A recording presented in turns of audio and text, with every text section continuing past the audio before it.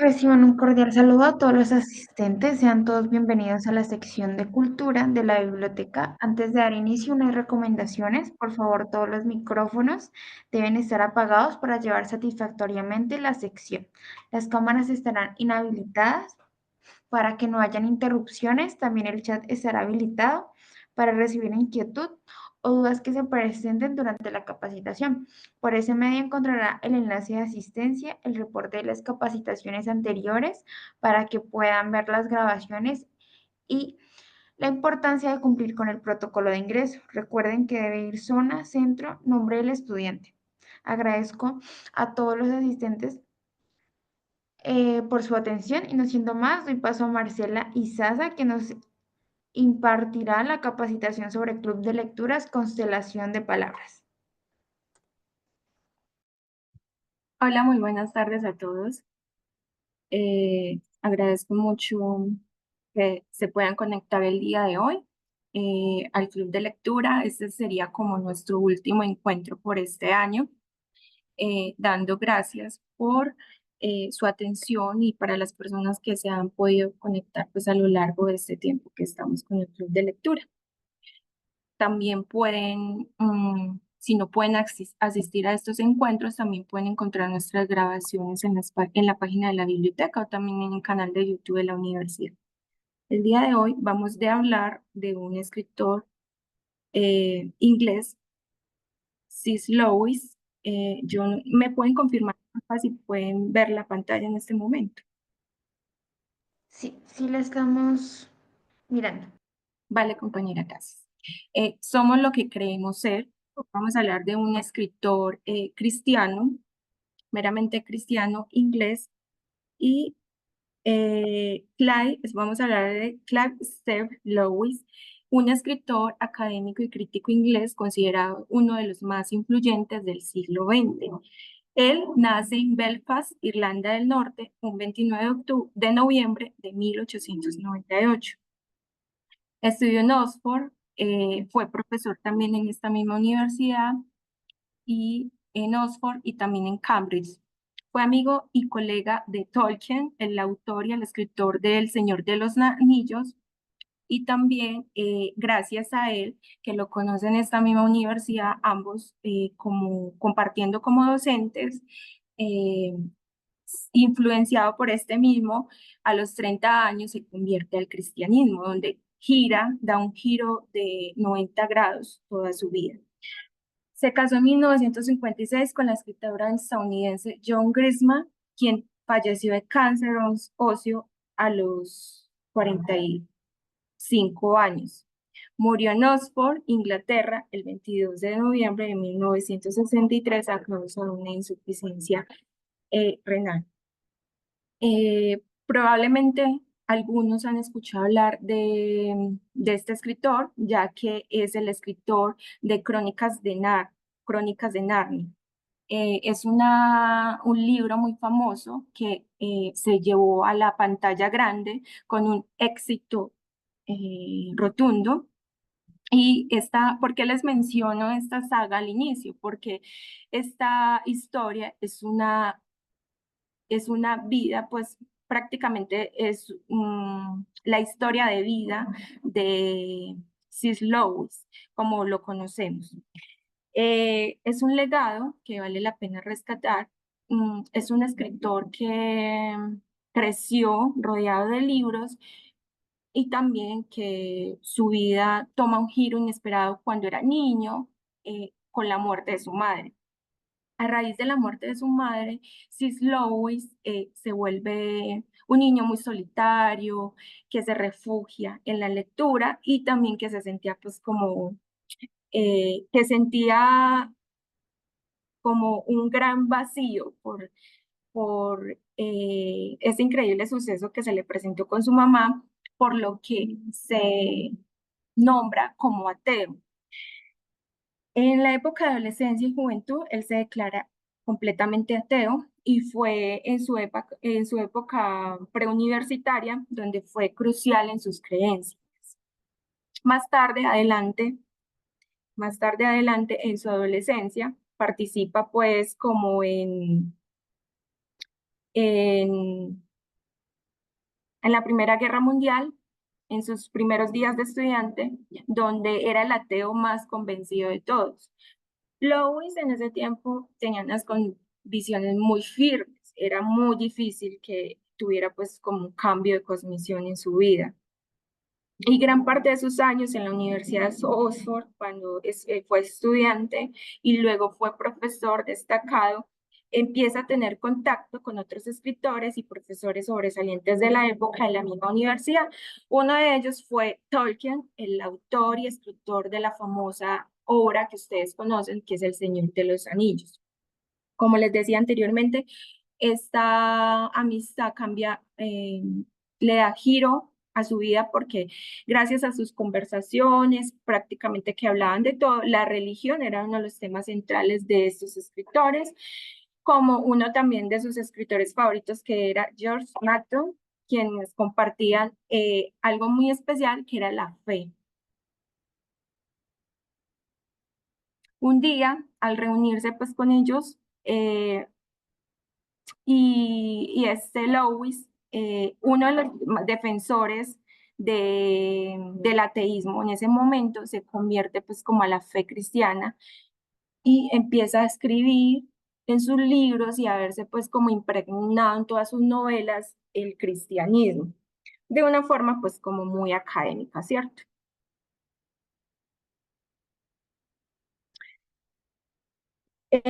Lewis es considerado uno de los mejores escritores de literatura infantil y juvenil en toda la lengua inglesa. Su obra, Las Crónicas de Narnia, de 1950, inauguró un nuevo género y lo convirtió en fundador y referente de la narrativa fantástica actual preferida por los jóvenes y adolescentes. En resumen, vamos a ver este pequeño videito sobre la biografía no, me confirman porfa si escuchan.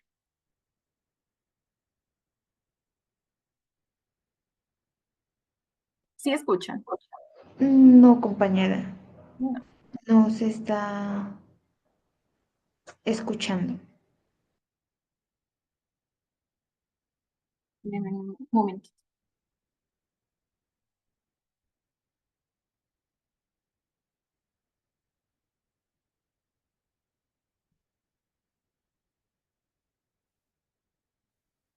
Ahora, Nació el 29 de noviembre de 1898. ¿ya me Ahí escuchan? sí se escucha, sí, sí, ahí sí se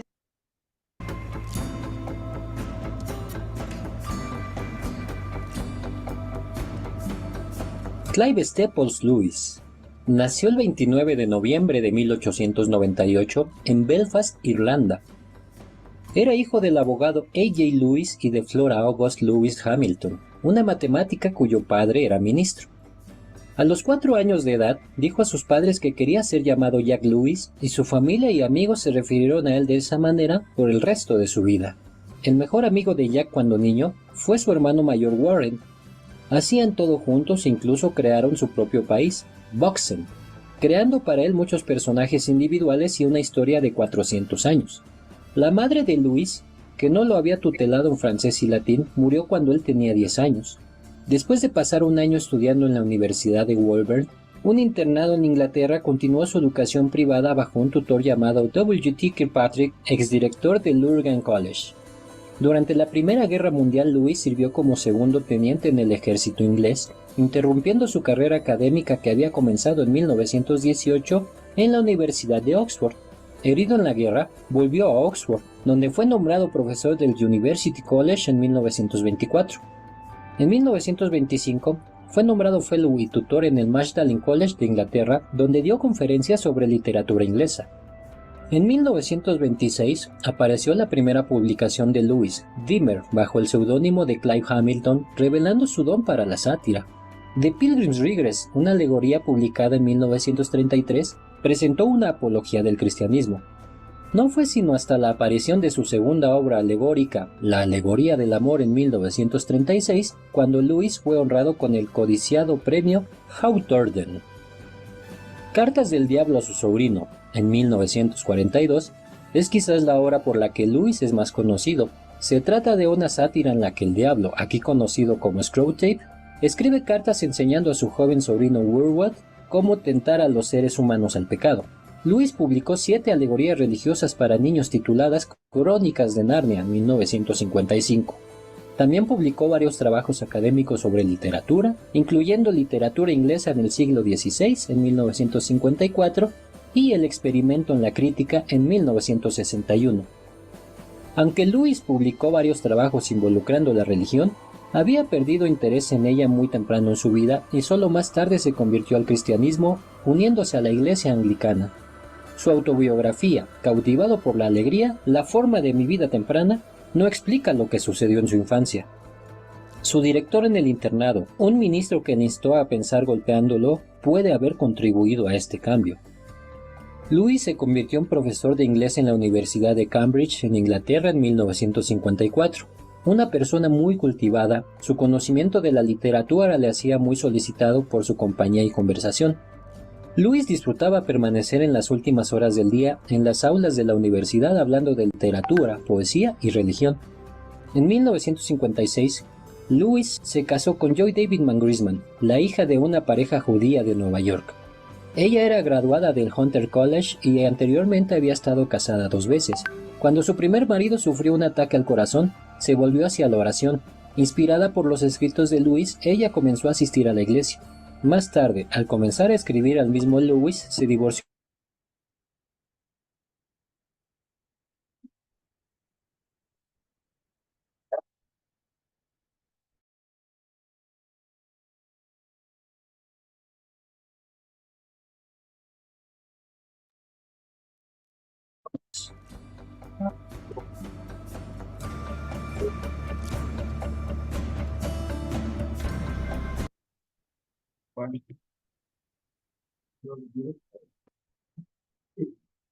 Bueno, listo. Vamos a seguir. Entre las obras más destacadas de Lewis, C.S. Lewis, como podrán ustedes ver y haber escuchado, están las Crónicas de Narnia, quienes escribe en 1950-1956. Algunos de los títulos de esta serie, como ustedes saben, es una serie, El León y la Bruja, El Príncipe Caspian y La Travesía del Viejo del Alba. También está del Diablo a su sobrino, el cuento que les compartí.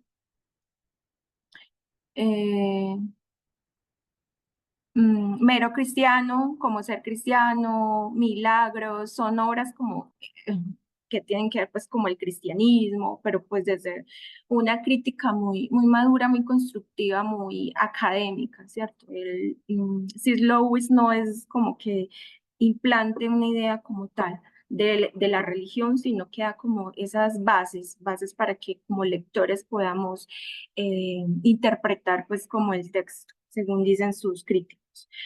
Su estilo literario de C.S. Lewis es un estilo muy notable por la claridad de sus escritos. Él abarca pues como una audiencia muy amplia, o sea, tanto para académicos como para la gente del común, como nosotros. Y son narrativas muy accesibles y significativas. También utiliza mucho como las emociones dentro de su estilo literario, creando pues, como les decía, un puente entre el mundo intelectual y el espiritual, ya sea pues como a través de la fantasía, como son las Crónicas de Narnia. Entonces, estos son más que todos los elementos que vemos en sus escritos: claridad, simplicidad, eh, mm, usa mucho el simbolismo, una narrativa imaginativa, un tono conversacional, que es como hablando con el lector, o como vimos en el libro el que acabamos de leer, y un uso de humor y la ironía, profundidad emocional, como les decía. Eh, Cartas del Diablo a su sobrino, como tal, es el libro que abordamos, que es una serie de cartas, 31 cartas, en la cual explora pues como de una forma muy sutil la tentación y la espiritualidad humana, pero ahí utiliza mucho como la ironía, como les decía.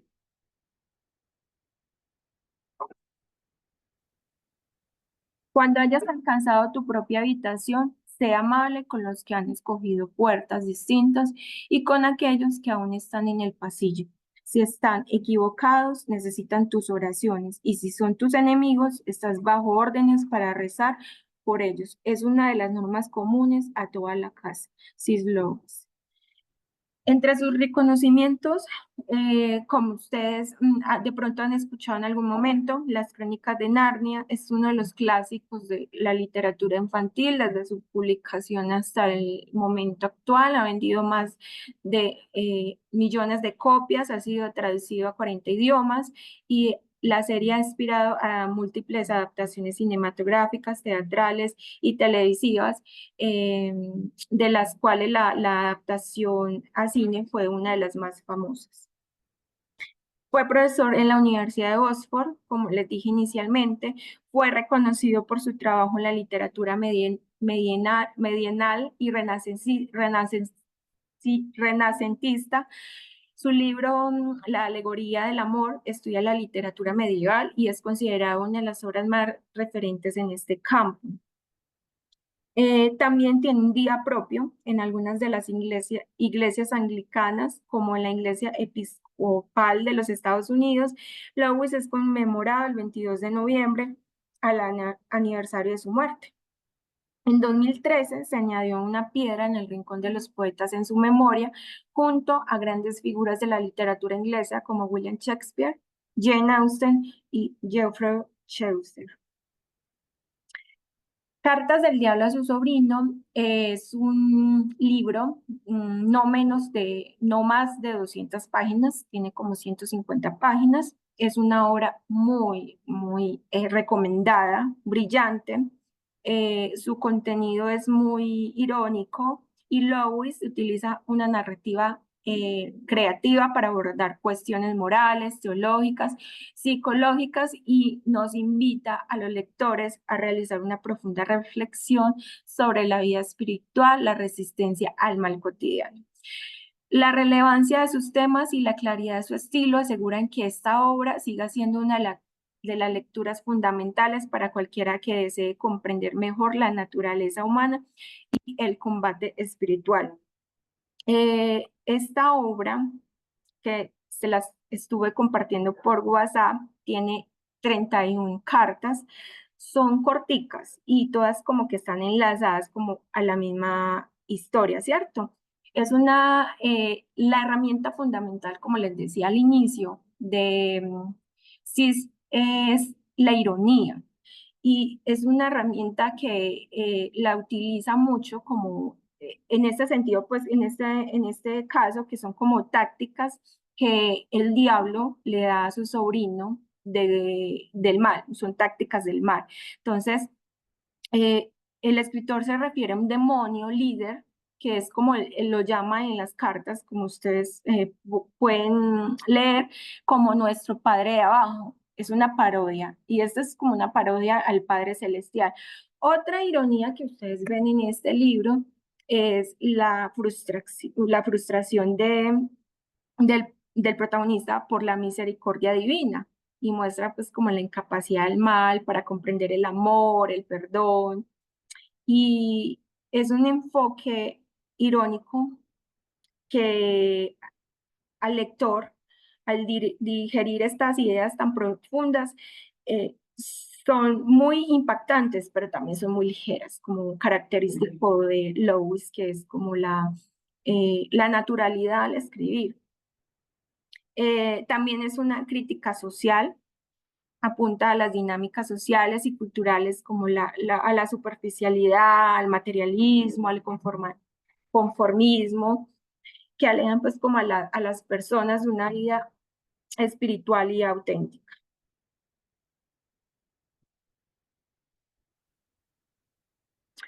Una de las preguntas que siempre va a abordar Lewis en este escrito es cómo podemos ser buenos sin creer en Cristo. Les voy a dejar este pequeño videito para que... Últimas noticias. Duracell es el patrocinador oficial de Williams Racing. Prueba Duracell Optimum, nuestro siguiente nivel de potencia. Verdaderas, sino porque llevar una vida buena sin creer en el cristianismo. Esta es la pregunta sobre la que se me ha pedido que escriba, y enseguida Antes de intentar responderla, tengo un comentario que hacer. La pregunta suena como si la hubiera hecho una persona que se dijera a sí misma: no me importa si el cristianismo es o no verdad. No estoy interesado en averiguar si el universo real es como dicen los cristianos o como dicen los materialistas. Lo único que me interesa es llevar una vida buena. No elijo las creencias porque crea que son verdaderas, sino porque las encuentro útiles. Sinceramente me parece difícil simpatizar con esta forma de pensar. Una de las cosas que distingue al hombre de los demás animales es que el hombre quiere saber, desea averiguar cómo es la realidad por el simple hecho de conocer. Cuando este deseo se apaga por completo, el hombre se convierte, a mi entender, en un ser infrahumano. Yo no creo en efecto que ninguno de nosotros haya perdido realmente ese deseo. Lo más probable es que necios predicadores, insistiendo sin parar en cuánto nos puede ayudar el cristianismo y en todo el bien que reporta a la sociedad, nos hayan conducido en la actualidad a olvidar que el cristianismo no es meramente un remedio infalible. El cristianismo sostiene que da cuenta de los hechos y dice cómo es el universo real. Su descripción del universo puede ser cierta o puede no serlo, pero una vez que nos enfrentamos realmente con la cuestión, nuestra curiosidad natural debe llevarnos a averiguar cómo responderla.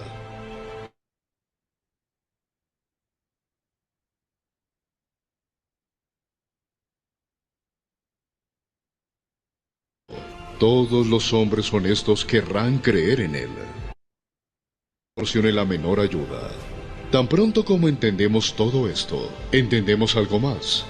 Si el cristianismo fuera cierto, sería completamente imposible que los que conocen esta verdad y los que no la conocen estuvieran igualmente bien equipados para llevar una vida buena. El conocimiento de los hechos determina las acciones de uno. Supongamos que encontramos a un hombre a punto de morir de hambre y quisiéramos hacer lo correcto en esa situación. Si no tuviéramos conocimientos de medicina, probablemente le daríamos una comida sólida y abundante. Como consecuencia, nuestro hombre moriría. Eso es lo que trae obrar en la oscuridad. De igual modo, un cristiano y un no cristiano pueden desear hacer el bien a sus semejantes. El uno cree que los hombres vivirán eternamente, que fueron creados por Dios y hechos de tal manera que solo puedan encontrar felicidad duradera y auténtica estando unidos con Él, que se han extraviado peligrosamente y que el único camino de retorno es la fe sumisa en Cristo. El otro cree que los hombres son el resultado accidental del trabajo ciego de la materia, que empezaron siendo simples animales y han mejorado más o menos ininterrumpidamente, que vivirán unos 70 años, que su felicidad se puede alcanzar por completo con buenos servicios sociales y buenas organizaciones políticas, y que todo lo demás, vivisección, control de natalidad, sistema judicial, educación, se deberá considerar bueno o malo, en la medida que ayude o impida alcanzar ese tipo de felicidad. Hay una enorme cantidad de cosas que estos dos hombres convendrían en hacer por sus conciudadanos. Ambos aprobarían alcantarillados, hospitales eficientes y una dieta saludable. Pero tarde o temprano la disparidad de creencias entre ellos daría lugar a diferencias en las propuestas prácticas. Por ejemplo, ambos pueden estar muy interesados en la educación, pero el tipo de educación que querrían para la gente sería, como es obvio, muy distinto. Mientras el materialista, ante una acción recomendada, preguntaría simplemente sí, incrementaría la felicidad de la mayoría. El cristiano tendría que decir, es injusto.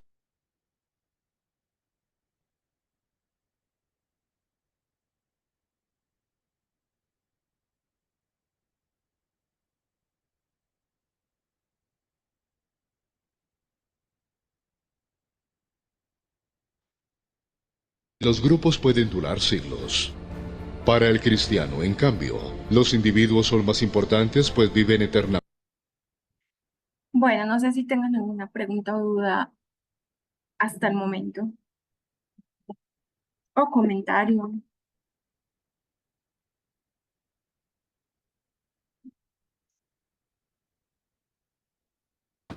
sugerencia.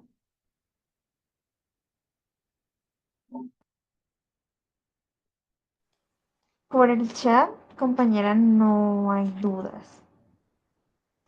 Bueno, una de las premisas, entonces, como para resumir un poquito de lo que hemos hablado y del video, eh, aunque C.S. Lewis sea netamente un cristiano, su religión se basa en el cristianismo, según el video, nadie puede ser bueno sin Dios, pero también hay miles de ateos que son excelentes personas y cristianos que son verdaderamente malvados y verdaderamente diablos. Entonces es como una de las bases de, mm, en estas, de muchas de sus obras, ¿cierto? Como la crítica pues como al relativismo moral, eh, como la falta de absolutos morales, como abre la puerta pues a la corrupción ética y eso lo vemos como en de cartas al sobrino. Entonces, como el protagonista confunde al paciente con ideas ambiguas que le hacen cuestionar verdaderas fundamentales, ¿cierto? El libro ustedes lo pueden consultar también digital. Algunas de las bibliotecas inglesas tienen este libro para consultar de manera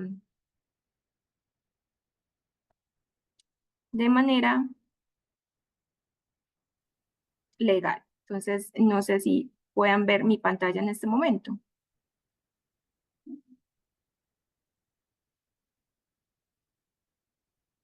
Listo, ya pueden ver el libro como Sí, tal. sí, la estamos mirando. Listo.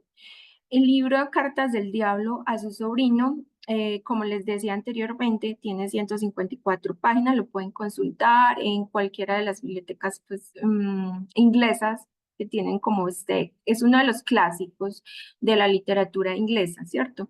Eh, Él comienza con el eterno clásico sobre las últimas novedades del infierno y las irrebatibles respuestas del cielo. Comienza pues con esta frase. Es una historia más atractiva acerca de la tentación y el triunfo sobre ella jamás escrita. Mm, Tiene dos citaciones el libro. eh, a Lutero, la mejor forma de expulsar al diablo si no se rinde ante el texto de las escrituras es mofarse y no hacerle caso porque no puede soportar el desprecio. Y de Tomás Moro, el diablo, el espíritu orgulloso, no puede aguantar que se morfen de él. Entonces, es un libro muy recomendado, tiene 31 cartas. Yo quería mostrarles una carta que es la 22. No sé de pronto quién me quiera ayudar a leer.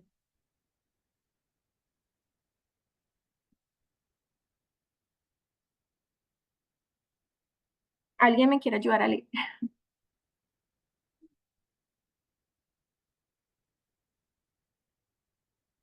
La carta 22, que es cortica.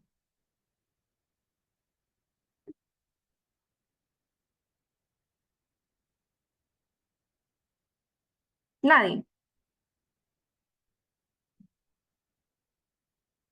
No sé si es mi pantalla, compañera, pero no se evidencia bien el PDF que estás compartiendo. No se sabe.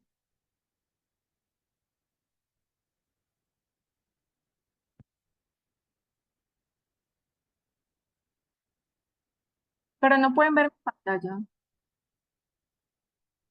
Sí, sí la vemos, pero en mi caso la veo muy borrosa.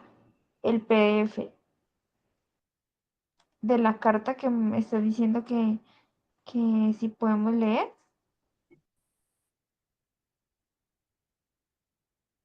Luz Adriana dice que sí se ve la pantalla. Y Leisa dice que se ve borroso.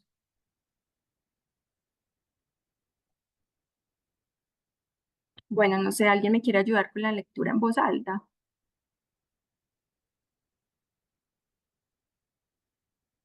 Bueno, les voy a leer yo. Esta es la carta 22 de las 31 que tiene este libro y dice así. El tono despectivo en el que te refieres en tu última carta a la gula como medio de capturar almas no revela sino tu ignorancia. Uno de los grandes logros de los últimos 100 años ha sido amortiguar la conciencia humana en lo referente a esta cuestión, de tal forma que difícilmente podrás encontrar ahora un sermón pronunciado en contra de ella, o una conciencia preocupada por ella. A todo lo ancho y largo de Europa, esto se ha llevado a efecto en gran parte concentrando nuestras fuerzas en la promoción de la gula por exquisitez. No en la gula del exceso, la madre de tu paciente, según sé por el dossier, y tú podrías saber por gluoso, es un ejemplo, es un buen ejemplo. Se quedaría perpleja. Un día, espero, se quedará perpleja. Si supiese que toda su vida ha estado esclavizada por este tipo de sensualidad que le resulta perfectamente imperceptible por el hecho de que las cantidades en cuestión son pequeñas. Pero, ¿qué importan las cantidades con tal de que podamos servirnos del estómago y del paladar humano para provocar quejumbrosidad, impaciencia, dureza y egocentrismo? Gluoso tienen bien atrapada a esta anciana. Esta señora es una verdadera pesadilla para las anfitrionas y los criados. Siempre está rechazando lo que le han ofrecido, diciendo con un suspiro y una sonrisa coqueta: oh, por favor, todo lo que quiero es una tacita de té, flojo pero no demasiado, y un pedacito de chiquitín de pan tostado verdaderamente crujiente. ¿Te das cuenta? Puesto que lo que quiere es más pequeño y menos caro que lo que le han puesto delante. Nunca reconoce como gula su afán de conseguir lo que quiere, por molesto que pueda resultarles a los demás. Al tiempo que satisface su apetito, cree estar practicando la templanza. En un restaurante lleno de gente, da un gritito ante el plato que una camarera agobiada de trabajo le acaba de servir y dice: oh, eso es mucho, demasiado, llévese y tráigame algo así como la cuarta parte. Si se le pidiese una explicación, diría que lo hace para no desperdiciar. En realidad, lo hace porque el tipo particular de exquisitez a la que le hemos esclavizado no soporta la visión de más comida que la que en ese momento le apetece. El auténtico valor del trabajo callado y simulado que Gluoso ha llevado a cabo durante años con esta vieja puede medirse por la fuerza con que su estómago domina ahora toda su vida.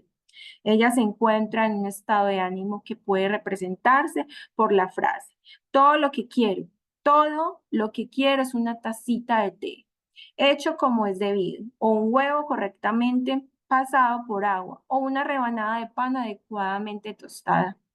Pero nunca encuentra ningún criado ni amigo que pueda hacer estas cosas tan sencillas como es debido, porque su como es debido oculta una exigencia insaciable de los exactos y casi imposibles placeres del paladar que cree recordar del pasado. Un pasado que ella describe como los tiempos en que podía conseguirse un buen servicio, pero que nosotros sabemos que son los tiempos en que sus sentidos eran más fácilmente complacidos y en los que otra clase de placeres la hacían menos dependiente de los de la mesa. Entre tanto, la frustración cotidiana produce un cotidiano mal humor. Las cocineras se despiden y las amistades se enfrían. Si alguna vez el enemigo introduce en su mente la más leve sospecha de que pueda estar demasiado interesada por la comida, Gluoso la contrarresta, susurrándole que a ella no le importa que lo que ella misma come, pero que le gusta a sus hijos coman cosas agradables. Naturalmente, en realidad, su avaricia fue una de las causas principales de lo poco o gusto que su hijo se ha sentido en casa durante muchos años. Pues bien, tu paciente es hijo de su madre y aunque acertadamente te dediques a luchar más a fondo en otros frentes, no debes olvidar una pequeña y silenciosa infiltración en lo referente a la gula. ¿Cómo es un hombre? No resulta tan fácil atraparle con el camuflaje de todo lo que quiero, como mejor se hace que los hombres pequen de gula. es apoyándolos en su vanidad. Hay que hacer que se crean muy entendidos en cuestiones culinarias para aguijonearles a decir que han descubierto el único restaurante de la ciudad donde los filetes están de verdad correctamente guisados. Lo que empieza como vanidad puede convertirse luego paulatinamente en costumbre. Pero de cualquier modo, lo que abordes, lo bueno es llevarle a ese estado de ánimo en que la negación de cualquier satisfacción, no importe cuál champán o té, sol, corber o cigarrillos le irrita, porque entonces su caridad, su justicia y su obediencia estará totalmente a su merced. El mero exceso de comida es mucho menos y valioso que la exquisitez. Es útil sobre todo a modo de preparación artillera antes de lanzar ataques contra la castidad. En esta materia, como en cualquier otra, debes mantener a tu hombre en un estado de falsa espiritualidad. Nunca la dejes darse cuenta del lado médico de la cuestión. Manténle preguntándose qué pecado de orgullo o qué falta de fe le ha puesto en sus manos, cuando el simple análisis de lo que ha comido o bebido durante las últimas 24 horas podría llevarle de dónde proceden tus municiones y le permitiría, por consiguiente, poner en peligro tus líneas de aprovisionamiento mediante una muy ligera abstinencia. Si ha de pensar en el aspecto médico de castidad, suéltale la gran mentira que hemos hecho que se traguen los humanos ingleses. Que el ejercicio físico excesivo y la consecuente fatiga son especialmente favorables para esta virtud. Podría muy bien preguntarse uno, en vista de la notoria lubricidad de los marineros y de los soldados, ¿cómo es posible que se lo crean? Pero nos servimos de los maestros de escuela para difundir este camelo, hombres a quienes de verdad la castidad solo les interesaba como excusa para fomentar la práctica de los deportes y que por tanto recomendaban tales juegos como ayuda a la castidad. Pero todo este asunto resulta demasiado amplio como para abordarlo al final de una carta. Tu cariñoso tío.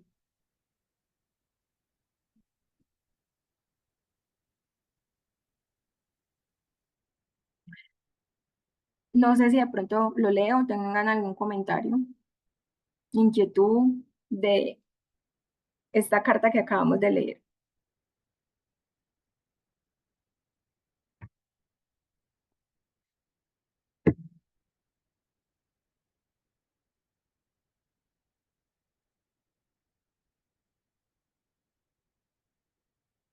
Bueno, así, en este tono como irónico, es escrita toda la carta, todo el libro.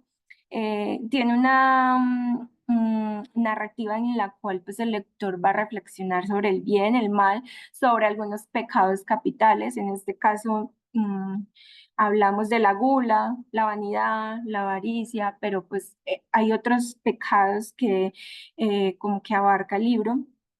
Lewis nos permite como presentar unas enseñanzas de una manera fragmentada en todo el libro, en varias cartas, donde abordan pues, temas como muy específicos. En alguna, ustedes podrán ver que aborda el orgullo, son varias como, son varios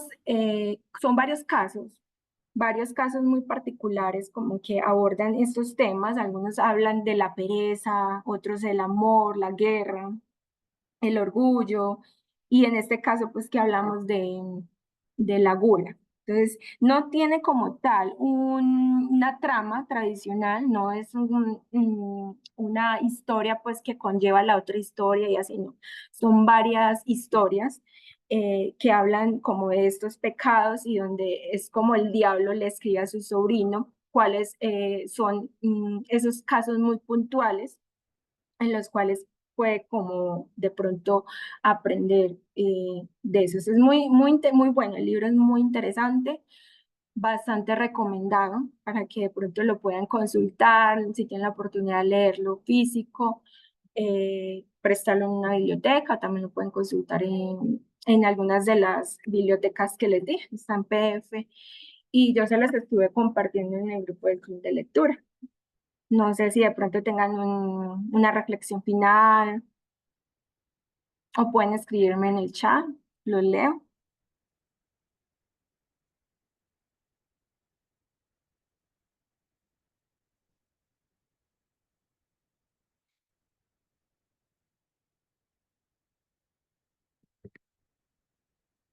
A los que están en el grupo del club de lectura les voy a compartir también una plantilla para que puedan como escribir, de pronto a los que les gusta más escribir, algunos comentarios sobre el club de lectura que les gustaría que se pudiera abordar más adelante en este espacio, que lo aprovechen.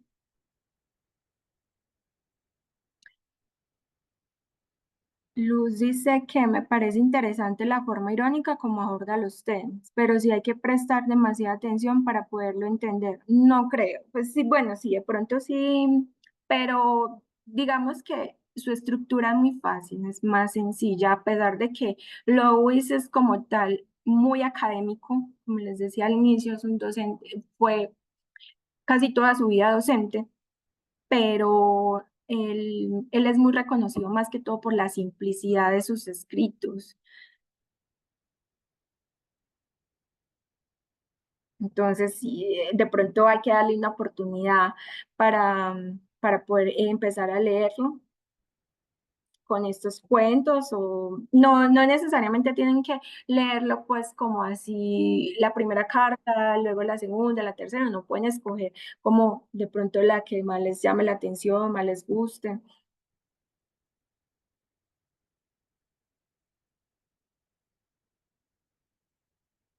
Y listo, chicos, pues creo que esto era todo por el día de hoy.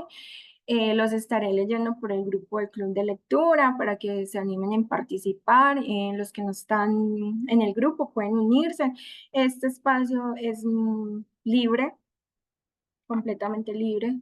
La idea es que podamos leer todo tipo de géneros literarios, porque igual todos tenemos gustos muy diferentes. Muchas gracias, feliz tarde, espero que se cuiden y feliz fin de semana.